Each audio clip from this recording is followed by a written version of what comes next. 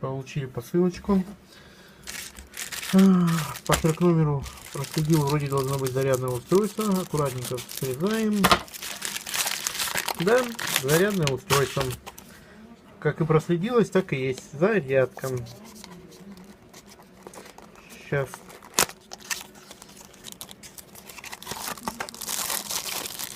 Так, в общем, такая вот зарядка. Вот так он ставится здесь, а эти вот ездятся туда-сюда.